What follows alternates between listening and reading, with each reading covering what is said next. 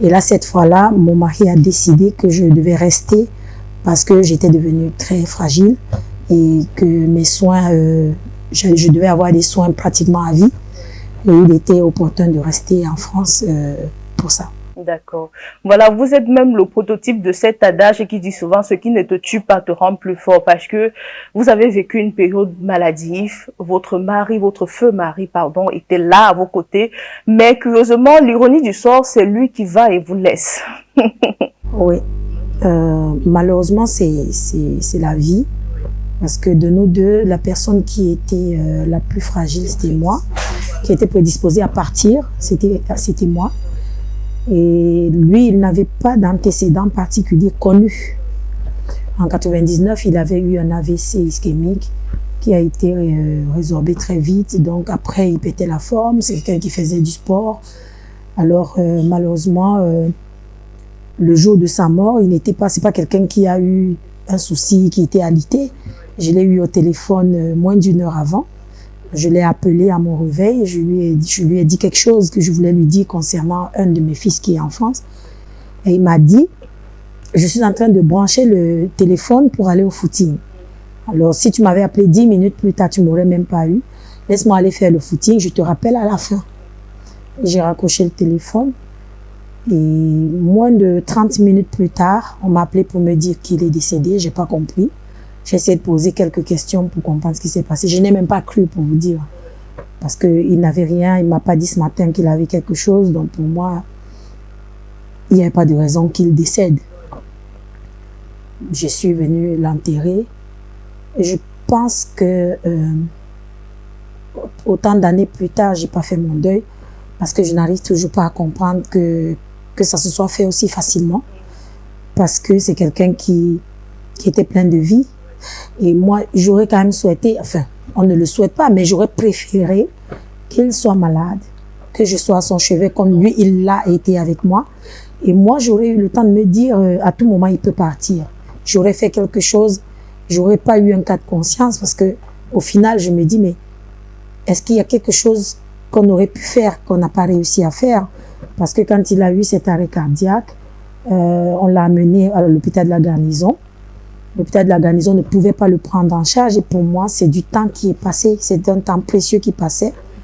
Ensuite, il fallait l'amener à l'hôpital général et il n'a pas pu entrer à l'hôpital général. Il a rendu l'âme devant le portail. Et moi, je trouve que le temps était très long, les minutes étaient comptées malheureusement. Il s'en est allé. Si la mort abrège des souffrances, je pense que il est tranquille là où il est. Si les gens qui sont morts sont là, je pense qu'il est là et qu'il nous voit et qu'il veille. Et c'est tout mon souhait. Voilà, je n'ai pas voulu commencer cette émission avec une note de tristesse, mais vous savez, Nadia, il est vraiment impératif pour nous. Lorsqu'on vous prend, lorsqu'on dit Nadia, on voit Moïse à côté. Lorsqu'on dit Nadia Ewandé, on voit Moïse Banteke, parce qu'on sait que c'est l'une des personnes dans le milieu médiatique qui a donné du temps, qui a donné de la valeur à ce qu'était la communication, le média, la radio et bien plus. Alors Nadia, aujourd'hui, j'ai envie de vous poser la question, est-ce que vous devez une partie de votre popularité à Moïse? Oui, mais pas, je lui dois une très grande partie parce que ce que les gens ne savent pas, c'est que sur mon répertoire, si j'ai 10 titres, il a écrit 8. Il est l'auteur-compositeur de 80% de mon répertoire. C'est lui qui a écrit Timba, c'est lui qui a écrit Mimbama Kongosa, c'est lui qui a écrit Mama, c'est lui qui a écrit plein de chansons. Et indépendamment de cela, on ne peut être mieux servi que par soi-même. C'est la personne qui me permettait sur le plan national et même international de m'épanouir à travers les radios, les télévisions. Je le sens aujourd'hui qu'il n'est pas là, qu'il n'est plus là. Je sens qu'il y a ce manque et ce vide. Je lui dois beaucoup, je lui dois mais énormément. Indépendamment de ma carrière, il a trouvé une jeune fille de Dedo qui avait à peine 20 ans. Les jeunes filles de mon âge, mes cousines, avec lesquelles on a grandi à Dedo, n'étaient pas mariées. Et il m'a demandé en mariage moins de 3 mois plus tard. Il m'a épousée dignement à la mairie, à l'église. Il m'a rendu fière. Il a rendu mes parents fiers. Et moi, je pense que sur le plan humain, il m'a également beaucoup apporté. Il m'a laissé des enfants, de charmants enfants. Gloire à Dieu. Voilà. Alors maintenant, au début de votre rencontre, quelle est la chose qui vous a le plus frappé, a priori comme ça, au premier abord sur lui? Alors, lors de notre rencontre, il n'était même pas question qu'on soit... Il n'y avait pas une relation Il n'y avait pas une relation en vue. Oui. Moi, j'étais à un anniversaire dans un restaurant à Bali. C'est une amie qui fêtait son anniversaire et elle nous avait invités. Nous sommes partis là-bas. Il était assis à une table en face de moi. Il venait de FM 94. Il s'installait fraîchement à Douala. Et moi, je venais de sortir la chanson Ah, Mia, Mia, Mia, avec les Black Steel. Et j'étais à l'époque première au Hit Parade de Saint-Lazare à Mogo. Et lui, il était réalisateur du Hit Parade. Et donc, il y a le directeur du cinéma, Le Vouri, qui était avec lui, qui est venu vers moi, qui m'a salué, tout ça, et qui m'a demandé « Est-ce que tu connais Moïse Mateke ?» J'ai dit « Je ne connais pas, mais je sais qu'il joue beaucoup mes chansons. On m'a dit qu'il fait ci, il fait ci, il fait ci pour moi. » Et il a dit « Est-ce que tu permets qu'il vienne te dire bonjour ?» J'ai dit oui. Donc, il est reparti sur sa table, il est revenu avec Moïse, qui m'a salué. C'était un 27 décembre. Vous avez retenu la date. Oui. Et on s'est salué gentiment, très courtois d'ailleurs. Et là, sur place, il m'a dit, j'ai une émission le 31 décembre et j'aimerais bien que tu fasses partie de mes invités.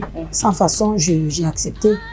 Je suis allée à cette émission-là. Il s'avère que, au sortir de l'émission, j'étais invitée au baptême des enfants de Marco Mbela. Lui aussi était invité au même baptême. Donc, au moment de se dire au revoir, j'ai dit, moi, je vais partir parce que je suis attendue à tel endroit. Il a dit, j'y vais aussi. Finalement, nous sommes allés ensemble chez Marco Mbela. Et le lendemain, il est passé chez nous à Deldo. J'étais dans la concession de mes grands-parents. Et il m'a invité à prendre un pot. Et je suis partie et tout a commencé là. Sauf qu'il n'était pas question jusque-là qu'on soit en couple. Parce qu'il avait une fiancée. Et il m'avait dit, j'ai une fiancée. Moi, j'avais quelqu'un dans ma vie aussi. Mais au bout d'un mois de fréquentation, il m'a dit, je pense que c'est toi que je vais épouser finalement. Et il a demandé ma main tout de suite. Boris est né, on s'est mariés. On est resté 22 ans mariés. Plusieurs personnes ont pensé quand je suis partie en Europe que j'étais divorcée. Je n'ai jamais été divorcée. On n'a jamais été séparés. On a été séparés par la maladie, mais pas par autre chose. On est resté mariés jusqu'à ce que je reste sa veuve. Voilà, Nadia, pour avoir traversé toutes ces étapes, j'ai envie que vous vous adressiez ce soir à ces femmes-là qui peut-être sont dans la situation peut-être vivent la même situation, vous savez, être abandonné à soi-même comme ça, jeune, avec des enfants, c'est pas évident. Et surtout lorsqu'on a une carrière musicale à côté, comment vous avez fait pour associer les deux et vous en sortir? Alors, il faut déjà savoir que le mot veuvage renvoie à la misère, à la tristesse, c'est dur. Mais moi, je suis de ceux qui pensent que le veuvage nous amène à prendre notre vie en charge et à se dire, maintenant je suis le père et la mère de mes enfants, je dois avancer parce que s'il était là, c'est ce qu'il aurait voulu. Et moi, j'ai réussi à tirer ma force de la foi chrétienne. Je suis très très pieuse d'ailleurs et j'ai toujours pensé que rien n'arrive au hasard. Parce qu'au final, quand je suis partie en France parce que j'étais malade, je pense que Dieu savait ce qui allait se passer quelques années plus tard. Et il a essayé de me mettre à l'abri, mais pas seul.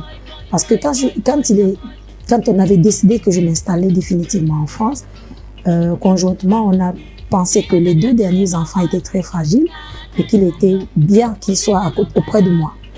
Et les 2 enfants sont venus me rejoindre en France. Boris est resté avec son père parce que, évidemment, Moïse ne pouvait pas rester tout seul. Et je pense que tout ça, la nature avait déjà fait les choses. Parce que je ne pense pas que si Moïse était décédé, moi en France toute seule, les enfants au Cameroun, je serais restée en France. Non, je serais revenue définitivement m'occuper de mes enfants. Il n'y a pas de hasard. Et les femmes qui restent veuves très jeunes, comme c'était mon cas, moi ma mère n'est pas veuve, mes parents vivent, je suis restée veuve à peine 40 ans, doivent se dire que la vie doit continuer. Elle doit continuer surtout quand on a une progéniture. Parce que ces enfants ont besoin d'avancer. Et pour avancer, ils ont besoin de nous. Ils ont besoin de nous voir forts. Il y a des moments où on se sent faible, on se sent fatigué, mais quand on a la chance d'avoir un entourage comme le mien, que ce soit ma belle famille ou ma famille, j'ai été très entourée. Et c'était un gros avantage. À côté de ça, mes enfants, ils étaient tout petits, mais très matures. Et ça fait que je n'ai pas eu des crises d'adolescence, des choses comme ça à gérer en me disant je suis seule à affronter ça. Non, ça se passe très bien. Et je voudrais vous dire, soyez fortes. Et dites-vous que tout ce que Dieu fait est bon. On peut dire ça, ça peut paraître ringard. Mais tout ce que Dieu fait est bon parce que lui seul sait pourquoi il fait les choses. Pourquoi il nous prend des personnes qui nous sont chères. Peut-être qu'il a d'autres projets pour nous. Peut-être qu'il a abrégé leur souffrance. Peut-être que. Et il faut rester digne.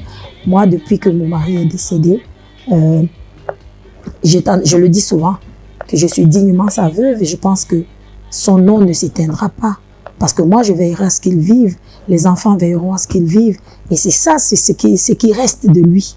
Toutes ces personnes, tous ces jeunes qu'il admirait et à qui il a donné d'ailleurs la chance, pour plusieurs, de prendre le micro, de dire un mot à la radio un jour. Ses œuvres restent et parlent pour lui. Et quand il s'agit des personnes qui ne sont pas des personnes publiques, il faut se dire que derrière la mort, il y a une vie, il y a une autre vie. Et moi, je suis quelqu'un de très positif, je ne suis pas quelqu'un qui baisse les bras facilement. J'ai affronté tellement de choses dans ma petite vie que pour moi, j'avance, je continue d'avancer. C'est pas facile, mais j'avance. Voilà. Donc, on peut en conclure que Nadia ne compte pas refaire une deuxième noce quelque part un jour. Non, pas du tout. On ne pense pas se remarier. Je suis veuve. Je suis la veuve de Moïse Banteke. D'accord. J'ai déjà dit dans les médias que je ne compte pas me remarier. Mais l'homme propose, Dieu dispose. Mon souhait, c'est de ne plus me remarier. Maintenant, ça ne veut pas dire que je n'ai pas une vie de femme. Parce que humainement, le corps a des besoins. Et ces besoins, il faut les assouvir. Ce serait idiot et ringard de dire à la télé, par exemple,